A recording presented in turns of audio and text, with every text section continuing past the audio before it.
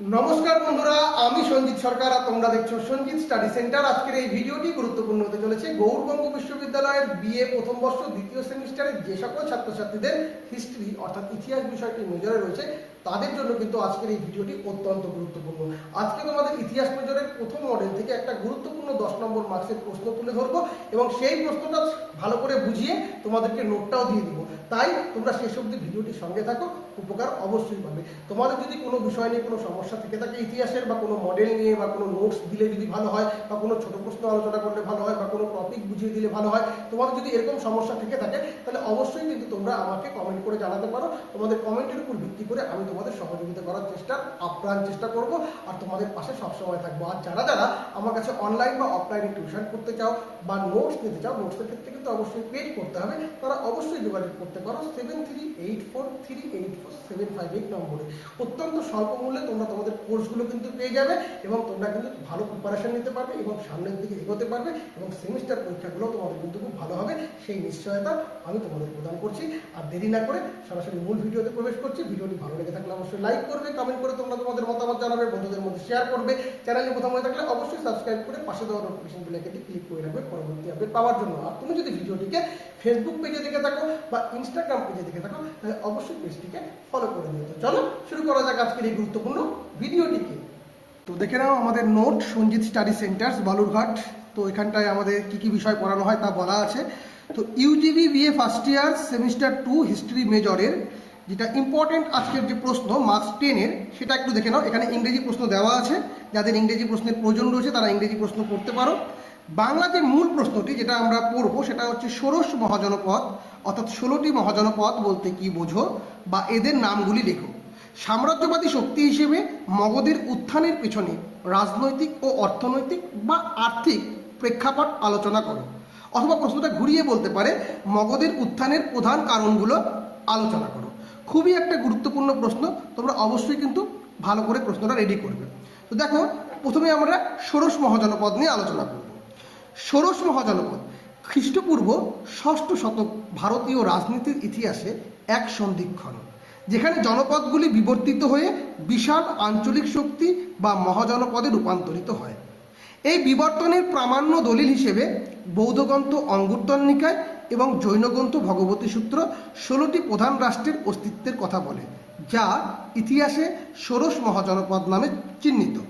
তাহলে খ্রিস্টপূর্ব 6ষ্ঠ শতকে কী হচ্ছে? ভারতের রাজনীতির একটা ইম্পর্টেন্ট সন্ধিক্ষণ, যেখানে জনপদগুলো একটা আঞ্চলিক শক্তি বা মহাজনপদে রূপান্তরিত হচ্ছে। আর এই তথ্যটা আমরা কোথা থেকে পাচ্ছি? বৌদ্ধগ্রন্থ অঙ্গুত্তর নিকায় এবং জৈনগ্রন্থ ভগবতী সূত্র। খুব ভালো করে মাথায় রাখবে, এখান থেকে কিন্তু 16টি রাষ্ট্রের অস্তিত্বের কথা আমরা জানতে পারছি। তো সেই রাজ্যগুলো কি কি দেখে নিই একবার। এই 16টা রাজ্য কিন্তু খুব ভালো করে মুখস্থ করবে। কাশী, কোশল, অঙ্গ, মগধ, বিজি, মল্ল, চেদি, বৎস, কুরু, পাঞ্চাল, মৎস্য, সুরসেন, অসমক, অবন্তী, গান্ধার ও কম্বোজ। ঐতিহাসিক হেমচন্দ্র রায়চৌধুরী এই সময়কালকে ভারতের প্রথম সাম্রাজ্য গঠনের প্রস্তুতি পর্ব হিসেবে ব্যাখ্যা করেছেন। কে করেছেন? হেমচন্দ্র রায়চৌধুরী। কি করেছেন? কোন সময়কালকে? এই যে খ্রিস্টপূর্ব 6ষ্ঠ শতক, এই সময়কালকে ভারতের প্রথম সাম্রাজ্য গঠনের মানে সাম্রাজ্য তৈরির প্রস্তুতি পর্ব হিসাবে কিন্তু ব্যাখ্যা করেছেন। এবার দেখো, ভৌগোলিক ও প্রশাসনিক বৈশিষ্ট্যের ভিত্তিতে এই রাষ্ট্রগুলির মধ্যে বৈচিত্র্য বিদ্যমান ছিল। মানে ভৌগোলিক দিক থেকে বিরাট বড় বৈচিত্র্যের কিন্তু মানে সামঞ্জস্য একটা জিনিস এখানে ব্যাপারটা লক্ষ্য করা গিয়েছিল। বিজি ও মল্ল, এই যে বিজি ও মল্ল ছিল প্রজাতান্ত্রিক বা গণসংঘ, যেখানে যৌথ শাসন ব্যবস্থা প্রচলিত ছিল। অন্যদিকে মগধ, অবন্তী বা কোশল ছিল বিশুদ্ধ রাজতান্ত্রিক। তাহলে কোন দুটো প্রজাতান্ত্রিক রাজ্য ছিল? বিজি ও মল্ল। ছোট প্রশ্ন হিসেবে আসতে পারে, ভালো করে মাথায় রাখবে। রাজতান্ত্রিক কারা ছিল? মগধ, অবন্তী বা কোশল। আর দক্ষিণ ভারতের একমাত্র প্রতিনিধিকে ছিল অসমক। তাহলে যদি বলে ষোড়শ মহাজনপদের ভিতরে কোনটি দক্ষিণ ভারতে ছিল, কোন রাজ্যটি, তাহলে বলবো অসমক। প্রজাতান্ত্রিক কারা কারা ছিল? বিজি ও মল্ল। রাজতান্ত্রিক কারা ছিল? মগধ, অবন্তী বা কোশল। এই মহাজনপদগুলির মধ্যে ক্রমবর্ধমান কি ছিল? এরা একে অপরের সঙ্গে লড়াই করতো। কেন? কারণ ভূখণ্ডগত লালসা ও শ্রেষ্ঠত্ব প্রমাণের লড়াই উত্তর ভারতের রাজনৈতিক পরিস্থিতিকে জটিল করে তোলে। এই দীর্ঘস্থায়ী সংঘাতের কেন্দ্রবিন্দুতে শেষ পর্যন্ত মগধের একচ্ছত্র আধিপত্য প্রতিষ্ঠিত হয়। যা ভারতের রাজনৈতিক অনৈক্যের অবসান ঘটিয়ে একটি কেন্দ্রীভূত শাসনের ভিত্তি স্থাপন করে। অর্থাৎ এই যে 16টা মহাজনপদ ছিল, এরা কি করতো? একে অপরের সঙ্গে যুদ্ধ করতো। তো যুদ্ধ করে এর ভূখণ্ড দখল করবে, এর ভূখণ্ড দখল করবে, এরকম লালসা কিন্তু এদের ভিতরে জাগ্রত হয়েছিল। তো যাই হোক, একে অপরের সঙ্গে যুদ্ধ করতে করতে শেষমেশ মগধ কিন্তু একচ্ছত্রাধিপতি লাভ করে।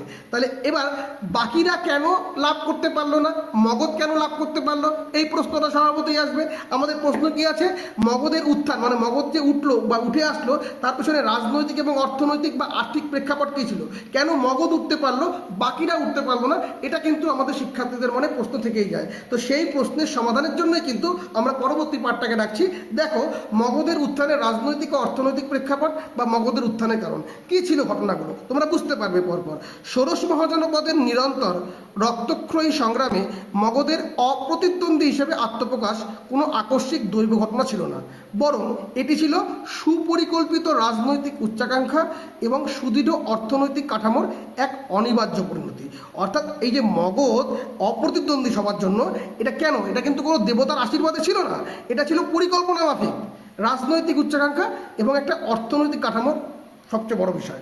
এখানে কি ছিল দেখতে হবে।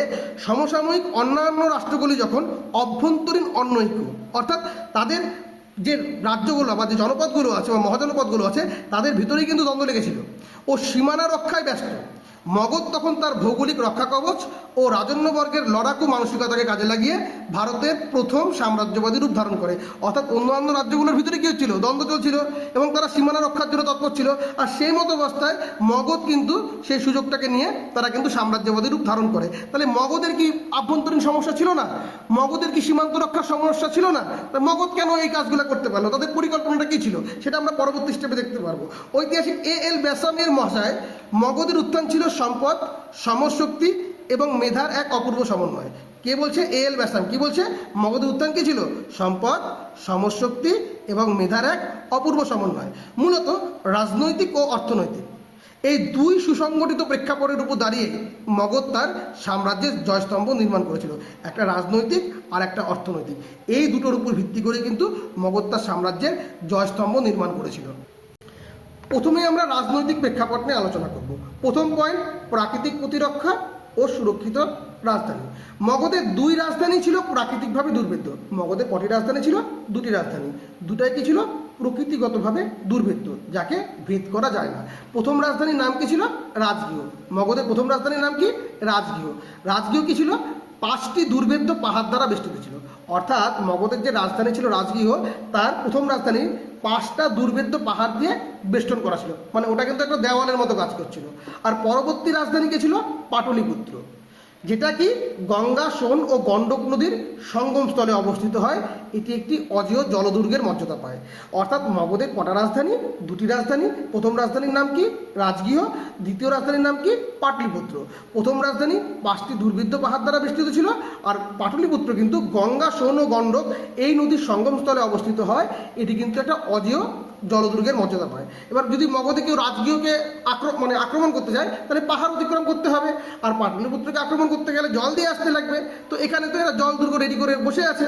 তাই ঐতিহাসিক V.A. স্মিথ অর্থাৎ ভিনসেন্ট স্মিথ যথার্থই পর্যবেক্ষণ করেছেন যে এই কৌশলগত অবস্থান মগধকে, এই যে একটা প্রাচীর দিয়ে ঘেরা আর একটা হচ্ছে নদী দিয়ে ঘেরা, এই যে কৌশলগত অবস্থান, এটা মগধকে বহিঃশত্রু অর্থাৎ বাইরের শত্রুর আক্রমণ থেকে নিশ্চিন্ত রেখে সাম্রাজ্য বিস্তারে মনোযোগী হওয়ার সুযোগ দিয়েছিল। বোঝা গেল জায়গাটা? এবার কি?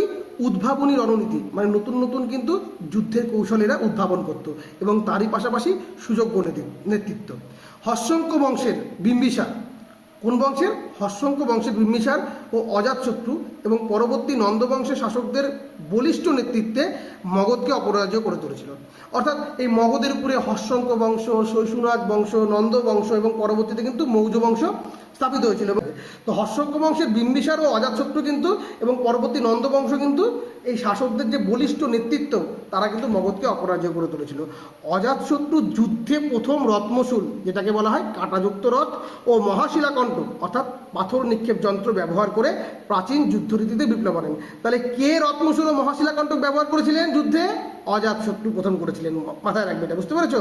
রত্নচূড় কোনটা? কাঁটাযুক্ত রথ। আর মহাশিলাখণ্ড কি? পাথর নিক্ষেপ যন্ত্র। এইটা কিন্তু ব্যবহার করে যুদ্ধরীতিতে বিপ্লব এনেছিল। তাদের আগ্রাসী কূটনীতি ও বীরত্ব মগধকে ভারতের শ্রেষ্ঠ রাজনৈতিক শক্তিতে পরিণত করেছিল। বোঝা গেল? এরপরে শক্তিশালী হস্তি বাহিনী প্রয়োগ। মগধের সামরিক শ্রেষ্ঠত্বের অন্যতম স্তম্ভ ছিল তাদের প্রশিক্ষিত হস্তি বাহিনী, মানে হাতির বাহিনী ছিল।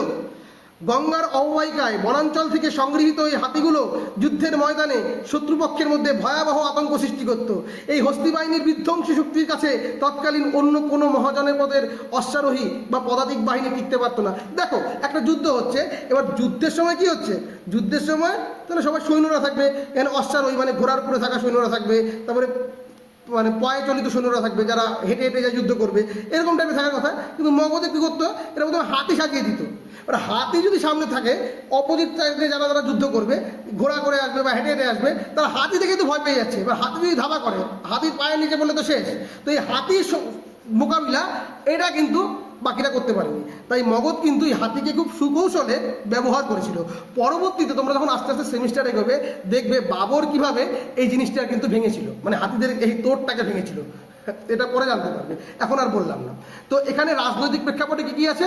প্রাকৃতিক প্রতিরক্ষা ও সুরক্ষিত রাজধানী খুব গুরুত্বপূর্ণ পয়েন্ট, উদ্ভাবনী রণনীতি ও সুযোগ্য নেতৃত্ব ও শক্তিশালী হস্তি বাহিনী প্রয়োগ।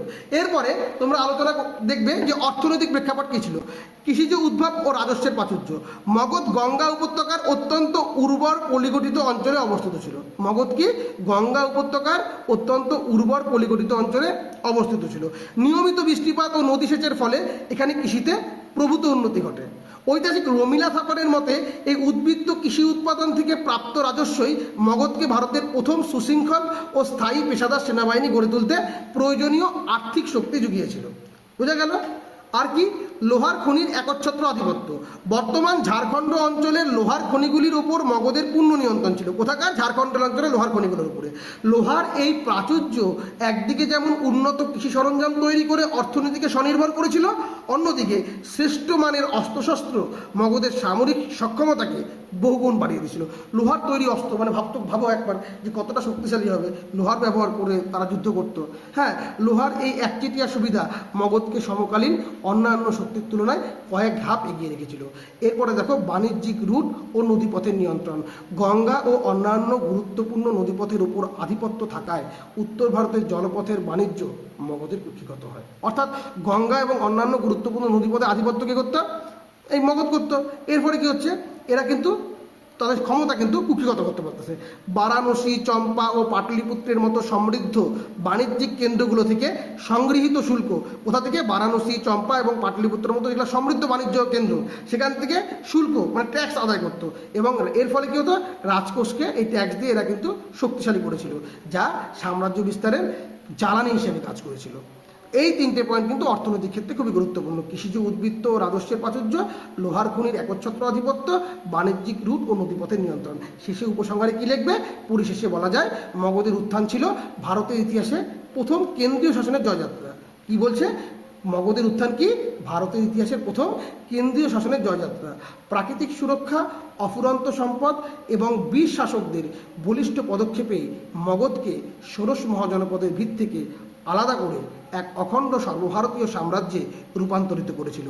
ঐতিহাসিক আর.সি. মজুমদার মানে রমেশচন্দ্র মজুমদারের ভাষায় মগধ যে সাম্রাজ্যের ভিত্তি স্থাপন করেছিল তার উপর দাঁড়িয়েই পরবর্তীকালে মৌর্য ও গুপ্ত সভ্যতার উজ্জ্বল অধ্যায় রচিত হয়েছিল। এই নোটটা তোমরা কিন্তু খুব ভালো করে নোট ডাউন করে বাড়িতে মুখস্থ করে ফেলো, খুবই গুরুত্বপূর্ণ নোট। এরকম যদি তোমরা আরও নোট পেতে চাও বা এরকম যদি পেড পিডিএফ তোমরা নিতে চাও, অবশ্যই কিন্তু আমাদের সঙ্গে যোগাযোগ করতে পারো 7384384758 নম্বরে। তোমরা কিন্তু এখানে ভালো ভালো ফেসিলিটি পাবে এবং অল্প মূল্যে তোমরা কিন্তু তোমাদের কোর্সগুলো কিন্তু এখানে কমপ্লিট করতে পারবে। বুঝতে পেরেছো? তাই তোমাদের যাদের যাদের ইন্টারেস্ট রয়েছে তারা আমার সঙ্গে যোগাযোগ করতে পারো এই নম্বরে, অনলাইনে বা অফলাইনে টিউশন পড়ার জন্য বা পেড নোটস নেওয়ার জন্য। তো আজকের মতো ভালো থেকো এবং খুব সুন্দর করে নোটটাকে ঢুকে নিয়ে ভালো করে পড়ে ফেলো।